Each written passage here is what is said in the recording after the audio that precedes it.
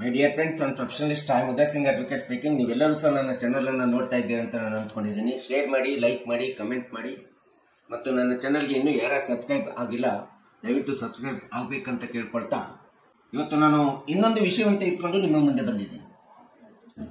ಇವತ್ತು ನಾನು ಆಯ್ಕೆ ಮಾಡ್ಕೊಂಡಿರ್ತಕ್ಕಂಥ ವಿಷಯ ಅಂತಂದ್ರೆ ಓರಲ್ ಆರ್ಗ್ಯುಮೆಂಟ್ ಬೆಸ್ಟ್ ಅಥವಾ ರಿಟರ್ನ್ ಆರ್ಗ್ಯುಮೆಂಟ್ ಬೆಸ್ಟ್.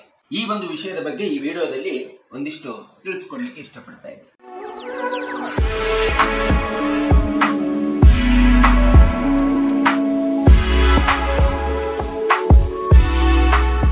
ಸಿಪಿಸಿ 1908 ಅಡಿ ಒಳಗಡೆ ನಾವು ಯಾವುದೇ ಒಂದು ಸಿವಿಲ್ ದಾವೆಯನ್ನ ನ್ಯಾಯಾಲಯದಲ್ಲಿ ಹೂಡಿದಂತ ಸಂದರ್ಭದಲ್ಲಿ ವಾದ ವಿವಾದಗಳು ಪ್ರತಿವಾದಗಳನ್ನ ಮಂಡನೆ ಮಾಡತಕ್ಕಂಥದ್ದು ನ್ಯಾಯಾಧೀಶರ ಮುಂದೆ ವಕೀಲರು ಸಹಜವಾಗಿ ನಾವು ನೀವುಗಳೆಲ್ಲರೂ ಸಹ ನೋಡಿದ್ವಿ. ಒಂದು ಸಿವಿಲ್ ದಾವೆಯನ್ನ ನ್ಯಾಯಾಲಯದಲ್ಲಿ ಹೂಡಿದಂತ ಸಂದರ್ಭದಲ್ಲಿ ಹಲವಾರು ಹಂತಗಳು ಬರ್ತವೆ. ಮೊಟ್ಟ ಮೊದಲನೇದಾಗಿ ಆ ಒಂದು ಸಿವಿಲ್ ದಾವೆಗೆ OS ನಂಬರ್ ಅಲಾಟ್ಮೆಂಟ್ ಆಗ್ತದೆ. ಪಕ್ಷಕಾರರಿಗೆ ಪ್ರತಿವಾದಿಗಳಿಗೆ ನೋಟಿಸ್ಗಳು ಅಥವಾ ಸಮನ್ಸ್ಗಳನ್ನು ಹೋಗ್ತವೆ. ನಂತರ ಪಾರ್ಟೀಸು ನ್ಯಾಯಾಲಯದ ಮುಂದೆ ಅಪಿಯರೆನ್ಸ್ ಆಗಬೇಕಾಗ್ತದೆ. ಸೊ ಅಪಿಯರೆನ್ಸ್ ಆದ ನಂತರ ಡಬ್ಲ್ಯೂಸ್ ಗಳನ್ನ ಫೈಲ್ ಮಾಡ್ತಾರೆ ಪ್ರತಿವಾದಿಗಳು. ವಾದಿಗಳು ಮುಖ್ಯ ವಿಚಾರಣೆಯನ್ನು ಮಾಡ್ತಾರೆ. ನಂತರ ಸಹಜವಾಗಿ ಎವಿಡೆನ್ಸ್ಗೆ ಹೋಗ್ತದೆ, ಸಾಕ್ಷಿಗಳು ನಡೆಸ್ತಾರೆ, ಎವಿಡೆನ್ಸ್ ಆಗ್ತದೆ. ಅಂತಿಮವಾಗಿ ಬರುವಂತ ಒಂದು ಹಂತವೇ ಆರ್ಗ್ಯುಮೆಂಟ್ ಸ್ಟೇಜ್ ಅಂತೇಳಿ ನಾವು ಹೇಳ್ತೀವಿ. ವಾದ ಮಂಡನೆಯ ಹಂತ ಅಂತೇಳಿ ಬರ್ತದೆ ಸಿವಿಲ್ ದಾವೆ. ಸಹಜವಾಗಿ ನ್ಯಾಯಾಲಯಗಳಲ್ಲಿ ಆರ್ಗ್ಯುಮೆಂಟ್ ಸ್ಟೇಜ್ಗೆ ಕೇಸು ಬಂದಂತ ಸಂದರ್ಭದೊಳಗಡೆ ವಾದಿ ಮತ್ತು ಪ್ರತಿವಾದಿ ವಕೀಲರು ನ್ಯಾಯಾಧೀಶರ ಮುಂದೆ ವಾದ ಮಂಡನೆಯನ್ನು ಮಾಡ್ತಕ್ಕಂಥದ್ರಲ್ಲಿ ಎರಡು ವಿಧವಾದಂತ ವಾದ ಮಂಡನೆಯನ್ನು ನಾವು ನೋಡ್ತೀವಿ. ಒಂದು ಓರಲ್ ಆರ್ಗ್ಯುಮೆಂಟ್ ಅಂತ ಹೇಳ್ತೀವಿ, ಇನ್ನೊಂದು ರಿಟರ್ನ್ ಆರ್ಗ್ಯುಮೆಂಟ್ ಅಂತ ಹೇಳ್ತೀವಿ. ಇದರಲ್ಲಿ ಯಾವುದಾದ್ರೂ ಒಂದನ್ನ ಮಾಡಬಹುದು ಅಥವಾ ಎರಡೂ ಸಹ ಮಾಡತಕ್ಕಂಥದ್ದು ಸಹ ಅವಕಾಶ ಇದೆ. ಯಾವಾಗ ನ್ಯಾಯಾಧೀಶರ ಮುಂದೆ ವಕೀಲರುಗಳು ಓರಲ್ ಆರ್ಗ್ಯುಮೆಂಟ್ ಅನ್ನ ತಮ್ಮ ದಾವೆಯ ಮೇಲೆ ಮಂಡನೆಯನ್ನು ಮಾಡ್ತಾರೆ, ಮಾಡುವಂತಹ ಸಂದರ್ಭದೊಳಗಡೆ ಮಾನ್ಯ ನ್ಯಾಯಾಧೀಶರುಗಳು ಸಹಜವಾಗಿ ವಕೀಲರ ಓರಲ್ ವಾದ ಮಂಡನೆಯನ್ನ, ಓರಲ್ ಆಗಿರ್ತಕ್ಕಂಥದ್ದು ಬಾಯಲ್ಲಿ ಹೇಳ್ತಕ್ಕಂಥ ವಾದ ಮಂಡನೆಯನ್ನ ತುಂಬಾ ಗಮನವನ್ನು ಕೊಟ್ಟು ಶಾಂತತೆಯಿಂದ ತಾಳ್ಮೆಯಿಂದ ಎಲ್ಲ ವಿಷಯವನ್ನು ವಾದ ವಿವಾದದ ಮಂಡನೆಯನ್ನು ಕೇಳತಕ್ಕಂಥದ್ದು ಸಹಜವಾಗಿ ನಾವು ನ್ಯಾಯಾಲಯಗಳಲ್ಲಿ ನಾವು ನೋಡ್ತಾ ಇದ್ದೀವಿ. ಈ ಎಲ್ಲ ವಿಷಯಗಳನ್ನು ಓರಲ್ ಆಗಿ ಮಂಡನೆ ಮಾಡಿದಂತ ಸಂದರ್ಭದಲ್ಲಿ ಎಲ್ಲ ವಕೀಲರು ಹೇಳುವಂತ ಎಲ್ಲಾ ದಾವೆಗಳ ಓರಲ್ ಆರ್ಗ್ಯುಮೆಂಟ್ ಅನ್ನ ಎಷ್ಟೇ ಗಮನ ಕೊಟ್ಟು ಮನಸ್ಸು ಕೊಟ್ಟು ತಾಳ್ಮೆಯಿಂದ ನ್ಯಾಯಾಧೀಶರು ಕೇಳಿದ್ದರೂ ಸಹ ಆ ಎಲ್ಲ ದಾವೆಗಳ ಓರಲ್ ಆರ್ಗ್ಯುಮೆಂಟ್ ಅನ್ನ ನೆನಪಿನಲ್ಲಿ ಗಮನದಲ್ಲಿ ಇಟ್ಕೊಳ್ಳಿಕ್ಕೆ ಸಾಧ್ಯ ಆಗೋದಿಲ್ಲ. ನೆನಪಿಗೂ ಸಹ ಒಂದು ಸಾಮರ್ಥ್ಯ ಇದೆ ಎಂಬತಕ್ಕಂಥ ನೋಡ್ತೀವಿ. ಅವರು ಸಹ ಮನುಷ್ಯರು ಎಂಬತಕ್ಕಂಥದ್ದು ನಾವು ತಿಳ್ಕೋಬೇಕಾಗ್ತದೆ. ಸೊ ಈ ರೀತಿ ಓರಲ್ ಆರ್ಗ್ಯುಮೆಂಟ್ ಹೇಳುವಂತ ಸಂದರ್ಭದೊಳಗಡೆ ನಾವು ಯಾವ ನಮ್ಮ ದಾವೆಯ ಮೆರಿಟಿಗೆ ಮಹತ್ವವನ್ನು ಕೊಟ್ಟಿದ್ದೇವೆ, ಮೆರಿಟಿನ ಯಾವ ವಿಷಯಕ್ಕೆ ಮಹತ್ವವನ್ನು ಕೊಟ್ಟಿದ್ದೇವೆ ಮತ್ತು ಯಾವ ವಿಷಯವನ್ನ ನಾವು ಒತ್ತಿ ಹೇಳಬೇಕೆಂಬತಕ್ಕಂಥದ್ರ ಜೊತೆಗೆ ಸುಪ್ರೀಂ ಕೋರ್ಟ್ ಮತ್ತು ಹೈಕೋರ್ಟಿನ ಜಡ್ಜ್ಮೆಂಟ್, ಕೇಸ್ ಲಾಸು, ಸೈಟೇಷನ್ಸ್ ಗಳನ್ನ ರೆಫರ್ ಮಾಡತಕ್ಕಂಥದ್ದು ಮತ್ತು ಅವುಗಳನ್ನು ಸಹ ಆ ಒಂದು ಸುಪ್ರೀಂ ಕೋರ್ಟ್ ಮತ್ತು ಹೈಕೋರ್ಟ್ ಹೇಳಿರ್ತಕ್ಕಂಥ ಜಡ್ಜ್ಮೆಂಟ್, ಸೈಟೇಷನ್ಸ್ ವಿಷಯವನ್ನು ಸಹ ನಾವು ಒತ್ತಿ ಹೇಳತಕ್ಕಂಥದ್ದು ಸಹ ನಾವು ನೋಡ್ತೀವಿ, ಕನ್ವಿನ್ಸ್ ಮಾಡತಕ್ಕಂಥದ್ದು ಸಹ ನಾವು ನೋಡ್ತಾ ಇದ್ದೀವಿ. ಆದ್ರೆ ಇದೆಲ್ಲದನ್ನು ಸಹ ನಾವು ಹೇಳಿದ್ರು ಸಹ ನಾವೇ ಹೇಳಿರ್ತಕ್ಕಂಥ ಓರಲ್ ಆರ್ಗ್ಯುಮೆಂಟ್ ಅನ್ನ ಮತ್ತೆ ನಾವ್ ಏನನ್ನ ಹೇಳಿದೀವಿ, ಯಾವ್ದನ್ನ ಹೇಳಿದೀವಿ, ಯಾವ್ದನ್ನ ಬಿಟ್ಟಿದೀವಿ ಎಂಬತಕ್ಕಂಥದ್ದನ್ನ ನಾವು ಸಡನ್ ಆಗಿ ರೀಕಾಲ್ ಮಾಡ್ಕೊಳ್ಳಿಕ್ಕೂ ಸಹ ಆಗೋದಿಲ್ಲ. ಈ ಒಂದು ಓರಲ್ ಆರ್ಗ್ಯುಮೆಂಟ್ ಒಳಗಡೆ ನಾವು ಯಾವುದೇ ವಾದ ವಿವಾದವನ್ನ ಮಂಡನೆ ಮಾಡಿದಂತ ಸಂದರ್ಭದೊಳಗಡೆ issues on law and issues on fact ಬಗ್ಗೆ ಮಾನ್ಯ ನ್ಯಾಯಾಲಯದಲ್ಲಿ ನ್ಯಾಯಾಧೀಶರುಗಳಿಗೆ ಒಂದು ಕನ್ವಿನ್ಸ್ ಮಾಡಬಹುದು, ಇಂಪ್ರೆಸ್ ಮಾಡಬಹುದು ಅಥವಾ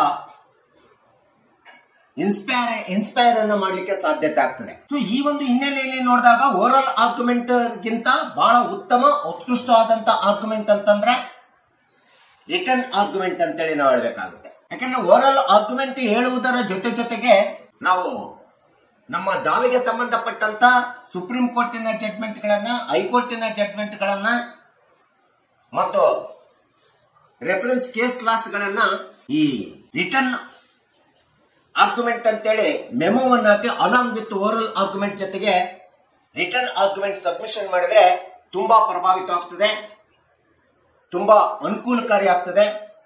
ನಮ್ಮ ದಾವೆಗೆ ಮಾನ್ಯ ನ್ಯಾಯಾಧೀಶರು ತೀರ್ಪನ್ನ ನ್ಯಾಯದಾನವನ್ನು ಮಾಡಲಿಕ್ಕೆ ತುಂಬಾ ಅನುಕೂಲಕಾರಿ ಆಗ್ತದೆ ಅಂತೇಳಿ ಹೇಳ್ಬೋದು. ಈ ರೀತಿ ಓರಲ್ ಆರ್ಗ್ಯುಮೆಂಟ್ಗಿಂತ ರಿಟರ್ನ್ ಆರ್ಗ್ಯುಮೆಂಟ್ ಅನ್ನ ನಾವು ಕೊಟ್ಟಂತ ಸಂದರ್ಭದೊಳಗಡೆ ಮಾನ್ಯ ನ್ಯಾಯಾಲಯ ನಾವು ಕೊಟ್ಟಿರ್ತಕ್ಕಂಥ ರಿಟರ್ನ್ ಆರ್ಗ್ಯುಮೆಂಟ್ ಮತ್ತು ನಾವು ಹೇಳಿರ್ತಕ್ಕಂಥ ವಿಷಯವನ್ನ ಅವಲೋಕನ ಮಾಡಿ ಮತ್ತು ನಾವು ಏನು ರಿಟರ್ನ್ ಆರ್ಗ್ಯುಮೆಂಟ್ ಜೊತೆಗೆ ಸುಪ್ರೀಂ ಕೋರ್ಟ್ ಮತ್ತು ಹೈಕೋರ್ಟ್ ಜಡ್ಜ್ಮೆಂಟ್ಸ್ ಗಳನ್ನು ಕೊಡ್ತೀವಿ, ಅವುಗಳನ್ನು ಸಹ ಗಮನದಲ್ಲಿಟ್ಟು ಓದಿಕೊಂಡು ಆ ಪಾಯಿಂಟ್ಸ್ ಅನ್ನು ನೋಟ್ ಮಾಡಿಕೊಂಡು ಅಂತಿಮವಾಗಿ ನಮ್ಮ ದಾವೆಗೆ ಜಡ್ಜ್ಮೆಂಟ್ ಡಿಗ್ರಿಯನ್ನು ಕೊಡಲಿಕ್ಕೆ ಆರ್ಡರ್ ಅನ್ನು ಮಾಡಲಿಕ್ಕೆ ನ್ಯಾಯಾಧೀಶರುಗಳಿಗೆ ಮತ್ತೆ ನ್ಯಾಯಾಲಯಕ್ಕೆ ತುಂಬಾ ಅನುಕೂಲಕಾರಿ ಆಗ್ತದೆ ಮತ್ತು ನ್ಯಾಯದಾನ ಸರಿಯಾದ ರೀತಿಯಲ್ಲಿ ಕಾನೂನುಬದ್ಧವಾದಂತಹ ದಾಖಲೆಗಳ ಮೂಲಕ ರೆಕಾರ್ಡ್ ಆದಂತ ರೀತಿಯಲ್ಲಿ ನ್ಯಾಯವನ್ನು ಕೊಡಬೇಕಾಗ್ತದೆ. ಮತ್ತು ನಾವು ಮಾಡಿರ್ತಕ್ಕಂಥ ಸುಪ್ರೀಂ ಕೋರ್ಟ್ ಮತ್ತು ಹೈಕೋರ್ಟ್ ಜಡ್ಜ್ಮೆಂಟ್ ಡಿಗ್ರಿಗಳನ್ನ ನ್ಯಾಯದಾನದಲ್ಲಿ ಅಥವಾ ನ್ಯಾಯ ತೀರ್ಮಾನದಲ್ಲಿ ಕೋಟ್ ಮಾಡತಕ್ಕಂಥದ್ದು ನಾವು ನೋಡ್ತಾ ಇದ್ದೀವಿ. ಅದಕ್ಕೆ ರಿಟರ್ನ್ ಆರ್ಗ್ಯುಮೆಂಟ್ ತುಂಬಾ ಉತ್ಕೃಷ್ಟವಾದಂತ methods and modes of argument ಅಂತೇಳಿ ನಾವು ಹೇಳ್ಬೋದು. ಇಂಥ ಒಂದು ರಿಟರ್ನ್ ಆರ್ಗ್ಯುಮೆಂಟ್ ಯಾವುದೇ ದಾವೆ ಒಳಗಡೆ ನಾವು ನ್ಯಾಯಾಲಯಕ್ಕೆ ನಮ್ಮ ವಿರೋಧ ಪಕ್ಷಕಾರರಿಗೆ ಒಂದು ಟ್ರೂ ಕಾಪಿಯನ್ನು ಕೊಟ್ಟು ಮಾನ್ಯ ನ್ಯಾಯಾಲಯಕ್ಕೆ ಒಂದು ಸಲ್ಲಿಸಿದಂತ ಸಂದರ್ಭದೊಳಗಡೆ ಮಾನ್ಯ ನ್ಯಾಯಾಲಯ ನಮ್ಮ ದಾವೆಯ ಮೇಲೆ ಅಡ್ಡ ಪರಿಣಾಮಕಾರಿಯಾಗಿರ್ತಕ್ಕಂಥ ತೀರ್ಪನ್ನು ಕೊಡಲಿಕ್ಕೆ ಸಾಧ್ಯತೆ ಆಗುವುದಿಲ್ಲ. ನಮ್ಮ ದಾವೆ ಮೆರಿಟ್ಸ್ ನಲ್ಲಿ ಕೂಡಿದೆ, ಮೆರಿಟ್ಸ್ ನಲ್ಲಿ ಇವರು ಓರಲ್ ಆರ್ಗ್ಯುಮೆಂಟ್ ಮಾಡಿದ್ದಾರೆ ಮತ್ತು return argument along with judgements ಗಳನ್ನ ರೆಫರೆನ್ಸ್ ಕೇಸ್ ಜಡ್ಜ್ಮೆಂಟ್ಸ್ ಗಳನ್ನ ಕೊಟ್ಟಿದ್ದಾರೆ ಅಂತ ಸಂದರ್ಭದೊಳಗಡೆ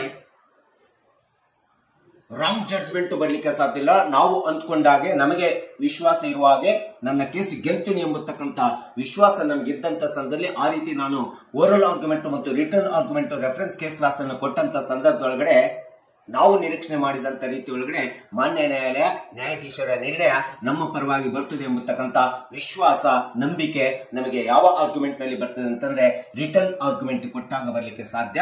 ಅದಕ್ಕೆ ರಿಟರ್ನ್ ಆರ್ಗ್ಯುಮೆಂಟ್ ತುಂಬಾ ಪ್ರಭಾವಿತ, ತುಂಬಾ ಉತ್ಕೃಷ್ಟವಾದಂತ ವಾದ ಅಂತೇಳಿ ನಾವು ಹೇಳಬೇಕಾಗುತ್ತೆ.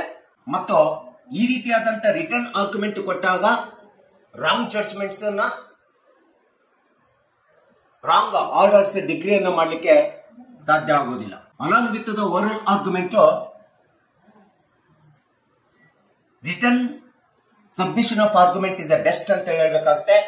But heard argument it is not a good in the any civil cases what we are going to argument before the honorable court. So ಹೀಗಾಗಿ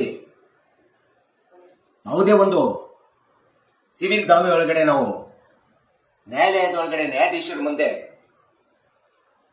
ನಮ್ಮ ದಾವೆಯ ಮಂಡನೆಯನ್ನು ಓರಲ್ ಆರ್ಗ್ಯುಮೆಂಟ್ ಅನ್ನು ಮಾಡಿದಂತ ಸಂದರ್ಭದೊಳಗಡೆ ಓರಲ್ ಆರ್ಗ್ಯುಮೆಂಟ್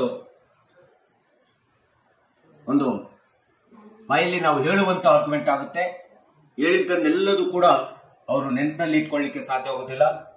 ಯಾಕಂದ್ರೆ ಒಬ್ಬ ವಕೀಲರಲ್ಲ, ಹಲವಾರು ವಕೀಲರುಗಳು ಹಲವಾರು ವಿಧವಾದಂತ ಹಲವಾರು ರೀತಿಯಲ್ಲಿರ್ತಕ್ಕಂಥ ದಾವೆಗಳ ಮೇಲೆ ವಾದ ವಿವಾದವನ್ನು ಮಂಡನೆ ಮಾಡಿರ್ತಾರೆ.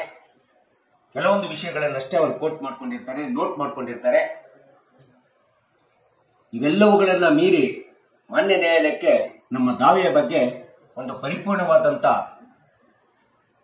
ದಾವೆಯ ಮೆರಿಟ್ಸ್ ಅನ್ನ ಕನ್ವಿನ್ಸ್ ಅನ್ನು ಮಾಡ್ಬೇಕಂತಂದ್ರೆ ನಮ್ಮ ದಾವೆ ನಿರ್ಣಯ ಅಂತಿಮ ನಿರ್ಣಯವನ್ನ ನಮ್ಮ ನಿರೀಕ್ಷೆಯಂತೆ ಬರಬೇಕಂತಂದ್ರೆ ರಿಟರ್ನ್ ಆರ್ಗ್ಯುಮೆಂಟ್ ತುಂಬಾ ಪ್ರಭಾವಿತವಾದಂತ ಬೆಸ್ಟ್ ಆರ್ಗ್ಯುಮೆಂಟ್ ಅಂತೇಳಿ ನಾವು ಹೇಳಬೇಕಾಗುತ್ತೆ. ಸೊ ಈ ಒಂದು ವಿಡಿಯೋ ಮೂಲಕ